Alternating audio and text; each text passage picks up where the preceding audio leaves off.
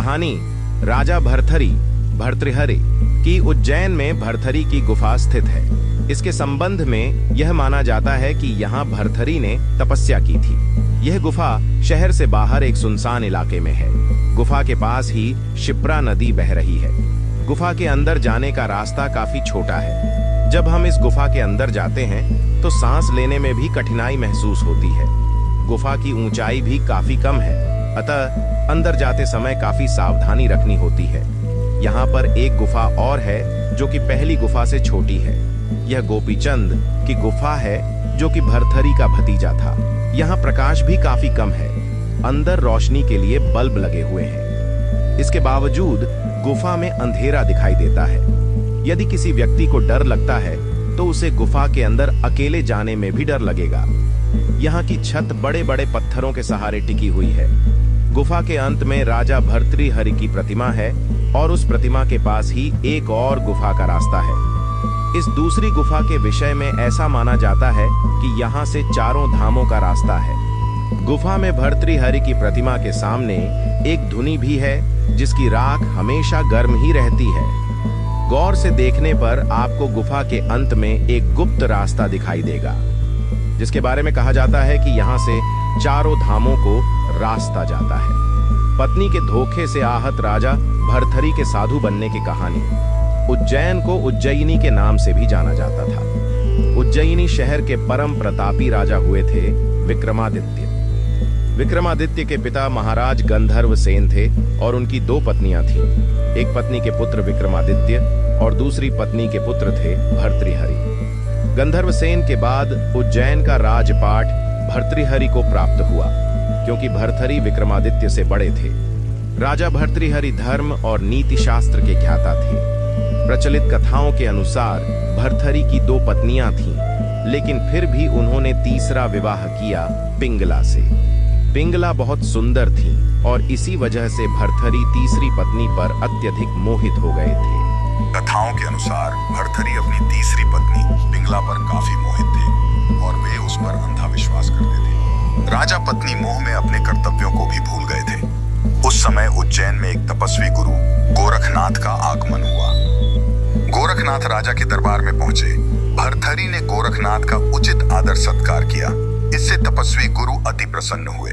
प्रसन्न होकर गोरखनाथ ने राजा एक फल दिया और कहा कि यह खाने से वह सदैव जवान बने रहेंगे, कभी बुढ़ापा नहीं आएगा, सदैव सुंदरता बनी रहेगी। यह चमत्कारी फल देकर गोरखनाथ वहां से चले गए। राजा ने फल लेकर सोचा कि उन्हें जवानी और सुंदरता की क्या आवश्यकता है। चूंकि राजा अपनी तीसरी पत्नी पर अत्यधिक मोहित थे, अतः उन्होंने सोचा कि यदि यह फल पिंगला खा लेगी तो वह सदैव सुंदर और जवान बनी रहेगी। यह सोचकर राजा ने पिंगला को वह फल दे दिया। रानी पिंगला भर्तृहरि पर नहीं बल्कि उसके राज्य के कोतवाल पर मोहित थी। ये बात राजा नहीं जानते थे। जब राजा ने वह चमत्कारी फल रानी को दिया तो रानी ने सोचा कि यह फल यदि कोतवाल खाएगा तो वह लंबे समय तक उसकी इच्छाओं की पूर्ति कर सकेगा। रानी ने यह सोचकर चमत्कारी फल कोतवाल को दे दिया। वह कोतवाल एक वैश्या से प्रेम करता था और उसने चमत्कारी फल उसे दे दिया ताकि वैश्या सदैव जवान और सुंदर बनी रहे। वैश्या ने फल पाकर सोचा कि यदि वह जवान और सुंदर बनी रहेगी तो उसे यह गंदा काम हमेशा करना पड़ेगा। नर्क समान जीवन से मुक्ति नहीं मिलेगी। इस फल की सबसे ज्यादा जरूरत हमारे राजा को है। राजा हमेशा जवान रहेगा तो लंबे समय तक प्रजा को सभी सुख सुविधाएं देता रहेगा। यह सोचकर उसने चमत्कारी फल राजा को दे दिया। राजा वह फल देखकर हतप्रभ रह गए। राजा ने वैश्या से पूछा कि यह फल उसे कहां से प्राप्त हुआ। वैश्या ने बताया कि यह फल उसे कोतवाल ने दिया है। भर्तृहरि ने तुरंत कोतवाल को बुलवा लिया। सख्ती से पूछने पर कोतवाल ने बताया कि यह फल उसे रानी पिंगला ने दिया है। जब भर्तृहरि को पूरी सच्चाई मालूम हुई तो वह समझ गया कि पिंगला उसे धोखा दे रही है। पत्नी के धोखे से भर्तृहरि के मन में वैराग्य जाग गया और वे अपना संपूर्ण राज्य विक्रमादित्य को सौंपकर उज्जैन की एक गुफा में आ गए। इसी गुफा में भर्तृहरि ने 12 वर्षों तक तपस्या की थी। राजा भर्तृहरि की कठोर तपस्या से देवराज इंद्र भयभीत हो गए। इंद्र ने सोचा कि भर्तृहरि वरदान पाकर स्वर्ग पर आक्रमण करेंगे।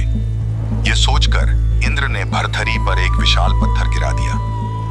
तपस्या में बैठे भर्तरी ने उस पत्थर को एक हाथ से रोक लिया और तपस्या में बैठे रहे। इसी प्रकार कई वर्षों तक तपस्या करने से उस पत्थर पर भर्तरी के पंजे का निशान बन गया। यह निशान आज भी भर्तरी की गुफा में राजा की प्रतिमा के ऊपर वाले पत्थर पर दिखाई देता है। यह पंजे का निशान काफी बड़ा है, जिसे देखकर सहज ही अंदाजा लगाया जा सकता है कि राजा भर्तरी की कदकाठी कितनी विशालकाय रही होगी। भर्तरी ने वैराग्य पर वैराग्य शतक की रचना की, जो कि काफी प्रसिद्ध है। इसके साथ ही भर्तरी ने श्रृंगार शतक और नीति शतक की भी रचना की। यह तीनों ही शतक आज भी उपलब्ध हैं और पढ़ने योग्य हैं। उज्जैन के राजा भर्तरी के पास 365 पाक शास्त्री यानी रसोइये थे, जो राजा और उसके परिवार और अतिथियों के लिए भोजन बनाने के लिए एक रसोइये को वर्ष में केवल एक ही बार भोजन बनाने का मौका मिलता था। लेकिन इस दौरान भर्तरी जब गुरु गोरखनाथ जी के चरणों में चले गए तो भिक्षा मांगकर खाने लगे थे। एक बार गुरु गोरखनाथ जी ने अपने शिष्यों से कहा, देखो, राजा होकर भी इसने काम, क्रोध, लोभ तथा अहंकार को जीत लिया है और दृढ़ निश्चयी है। शिष्यों ने कहा, गुरुजी, ये तो राजाधिराज हैं। इनके यहाँ 365 तो बावर्ची रहते थे। ऐसे भोग विलास के वातावरण में से आए हुए राजा और कैसे काम, क्रोध, लोभ रहित हो गए। गुरु गोरखनाथ जी ने राजा भर्तरी से कहा, भर्तरी, जाओ, भंडारे के लिए जंगल से लकड़ियां ले आओ। राजा भर्तरी नंगे पैर गए, जंगल से लकड़ियां एकत्रित करके सिर पर बोझ उठाकर ला रहे थे। गोरखनाथ जी ने दूसरे शिष्यों से कहा, जाओ, उसको ऐसा धक्का मारो कि बोझ गिर जाए। चेले गए और ऐसा धक्का मारा कि बोझ गिर गया और भर्तरी गिर गए। भर्तरी ने बोझ उठाया, लेकिन न चेहरे पर शिकन, न आंखों में आग के गोले, न होंठ फड़के। गुरुजी ने चेलों से कहा, देखा, भर्तरी ने क्रोध को जीत लिया है। शिष्य बोले, गुरुजी, अभी तो और भी परीक्षा लेनी चाहिए। थोड़ा सा आगे जाते ही गुरुजी ने योग शक्ति से एक महल रच दिया। गोरखनाथ जी भर्तरी को महल दिखा रहे थे। युवतियां नाना प्रकार के व्यंजन आदि से सेवक उनका आदर सत्कार करने लगे। भर्तरी युवतियों को देखकर कामी भी नहीं हुए और उनके नखरों पर क्रोधित भी नहीं हुए, चलते ही गए। गोरखनाथ जी ने शिष्यों को कहा, अब तो तुम लोगों को विश्वास हो ही गया है कि भर्तरी ये काम, क्रोध, लोभ आदि को जीत लिया है। शिष्यों ने कहा, गुरुदेव, एक परीक्षा और लीजिए। गोरखनाथ जी ने कहा, अच्छा भर्तरी, हमारा शिष्य बनने के लिए परीक्षा से गुजरना पड़ता है। जाओ, तुमको 1 महीना मरुभूमि में नंगे पैर पैदल यात्रा करनी होगी। भर्तरी अपने निर्दिष्ट मार्ग पर चल पड़े। पहाड़ी इलाका लांघते लांघते राजस्थान की मरुभूमि में पहुंचे। धधकती बालू, कड़ाके की धूप मरुभूमि में पैर रखो तो बस जल जाए। 1 दिन, 2 दिन यात्रा करते करते 6 दिन बीत गए। 7वें दिन गुरु गोरखनाथ जी अदृश्य शक्ति से अपने प्रिय चेलों को भी साथ लेकर वहां पहुंचे। गोरखनाथ जी बोले, देखो, ये भर्तरी जा रहा है। मैं अभी योग बल से वृक्ष खड़ा कर देता हूं। वृक्ष की छाया में भी नहीं बैठेगा। अचानक वृक्ष खड़ा कर दिया। चलते चलते भर्तरी का पैर वृक्ष की छाया पर आ गया तो ऐसे उछल पड़े मानो अंगारों पर पैर पड़ गया हो। मरुभूमि में वृक्ष कैसे आ गया? छाया वाले वृक्ष के नीचे पैर कैसे आ गया?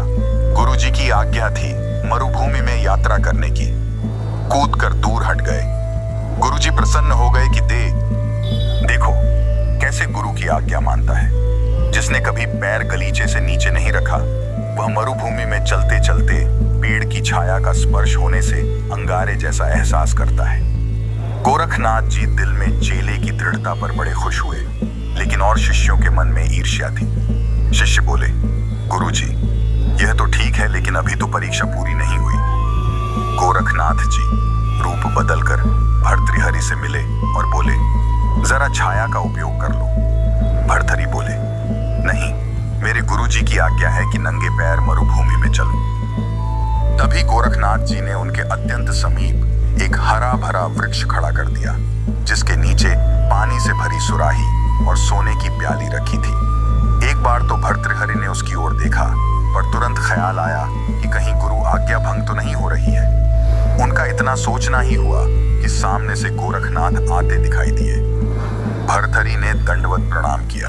गुरुजी बोले, शाबाश भर्तृहरि, वर मांग लो, अष्ट सिद्धि दे दूं, नवनिधि दे दूं। सुंदर सुंदर व्यंजन ठुकरा दिए। युवतियां तुम्हारे चरण पखारने के लिए तैयार थीं, लेकिन तुम उनके चक्कर में नहीं आए। तुम्हें जो मांगना है वो मांग लो। भर्तृहरि बोले, गुरुजी, बस आप प्रसन्न हैं, मुझे सब कुछ मिल गया।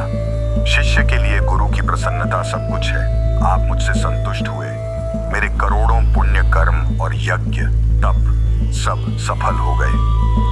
गोरखनाथ बोले, नहीं भर्तृहरि, अनादर मत करो। तुम्हें कुछ न कुछ तो लेना ही पड़ेगा, कुछ न कुछ मांगना ही पड़ेगा।